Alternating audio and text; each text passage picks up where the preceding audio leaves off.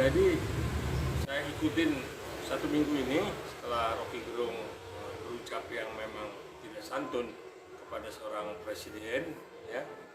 Jadi seolah-olah ucapan Rocky Gerung itu mempengaruhi angka elektabilitasnya Pak Prabowo. Saya pikir enggak. Prabowo dengan Rocky Gerung beda. Rocky Gerung dengan kelompoknya, ya, dia bicara memang sama-sama aja seperti itu. Artinya bicara Rocky Gerung ini kan nggak bisa kita dikte. Dan dia juga dekat juga dengan LBP kok, tidak hanya dengan Pak Prabowo. Kedekatan dengan Prabowo itu pada masa lalu, bukan sekarang. Sekarang ini kan sudah ada relnya sendiri. Rocky Gerung di mana, Prabowo di mana, dan yang lain pun di mana. Nah, selalu disambung-sambungkan. Kalau bicara kemarin itu Rocky Gerung itu seolah-olah mendapat sinyal dari Prabowo. Salah, itu saya cut. Tidak ada kaitannya antara Rocky Gerung ucapannya lagi dengan Prabowo. Prabowo Ketua Umum Gerindra, dia jalan sesuai dengan apa yang memang menjadi program Gerindra. Ya, jadi saya lihat kemarin Gerindra yang dipimpin oleh Prabowo itu kan menyambangi kantor PSI. Mereka ketemu dengan pengurus PSI. Di situ juga ada si Ade Irmando kan yang selama ini selalu mengkritik Prabowo. Tapi ini udah cair nih. Jadi PSI ini suaranya sepertinya mau digiring ke Gerindra. Saya pikir itu satu hal yang positif, ya, satu hal yang sangat bagus, ya. Karena kan kita tahu Prabowo ini kan seorang Letnan Jenderal yang punya kemampuan secara politik, secara pertahanan keamanan, secara ekonomi. Nah, dia kan sudah hampir 5 tahun ini ikut dengan Pak Jokowi. Pak Jokowi pun sudah tahu bagaimana Prabowo ini selama duduk di kabinet. Nggak ada yang aneh-aneh, semua berjalan sesuai dengan apa yang diperintahkan oleh Jokowi. Ya, memang ada beberapa orang ya yang, tapi ya sebagian kecil aja lah, selalu menjelek-jelekan pribadinya Prabowo dengan masa lalunya. Saya pikir udah nggak relevan, tidak tepat. Selalu mau pemilu, mau maju jadi capres, selalu itu diungkit-ungkit lagi. Sebenarnya itu udah masa lalu. Semua punya sejarah yang kelam kalau kita lihat orang per orang. Saya tidak pernah bilang Ganjar Pranowo seperti apa, sering nonton bokep apa segala macam, enggak. Ngapain kita mau ngomongin, ya? Anies seperti apa?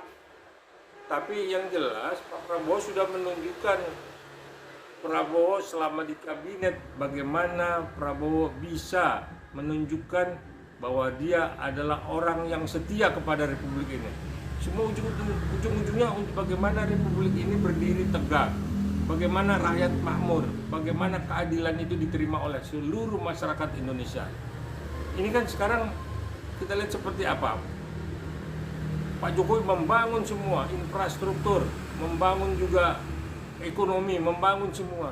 Cuman kan tidak bisa langsung jadi, semua melalui proses. Nah, inilah yang diharapkan oleh Pak Jokowi. Prabowo akan melanjutkan itu semua. Saya nggak lihat ada sama Ganjar atau sama Anies itu bisa menjalankan ini.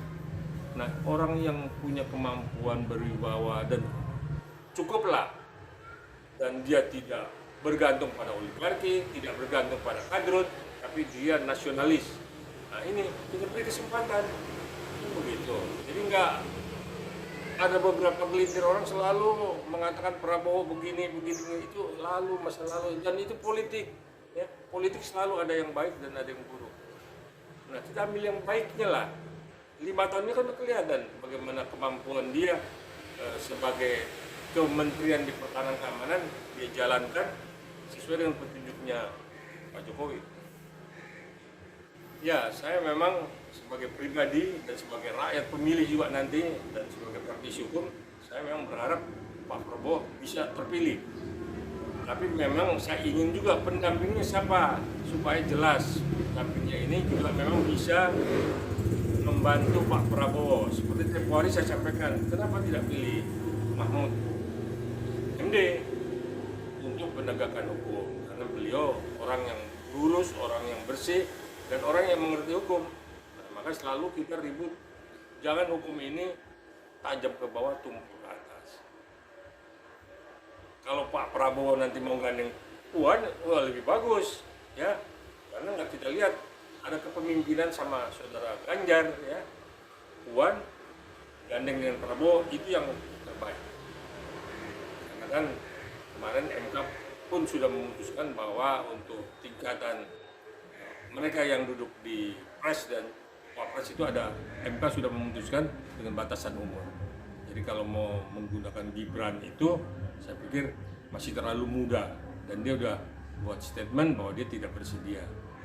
Ya biarlah Gibran ke DKI sebagai gubernur, Pak Prabowo sebagai presiden, hanya pendampingnya. Itu yang paling penting supaya negara ini memang benar-benar berjalan sesuai dengan keinginan Pak Jokowi.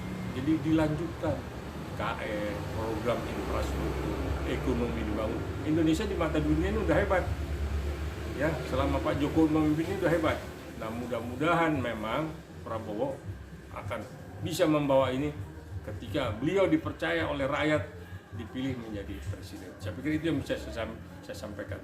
Saya sebagai rakyat dan sebagai praktisi hukum. Sekali lagi saya sampaikan bahwa Rocky Gerung tidak ada kaitannya dengan Prabowo. Prabowo ya Prabowo, Rocky Gerung is Rocky Gerung, ya. Jadi Rocky Gerung mau ngomong apa kita tidak ada yang bisa tebak. Semua sama dia di matanya Rocky Gerung jelek. Semua di matanya Rocky Gerung semua tidak ada yang baik. Itu karena memang Rocky Gerung saya lihat memang orang filsafat dan ya ada sedikit rada-radanya, ya. Jadi jangan dikaitkan kelakuan Rocky Gerung dengan keberadaan Prabowo. Itu aja yang saya tegaskan, ya. Karena Pak Prabowo orang yang bisa kita andalkan, sedangkan Rocky Gerung orang yang paling banyak bicara, dan omongnya pun kita nggak tahu kemana arahnya, kecuali menjelek-jelekan seseorang.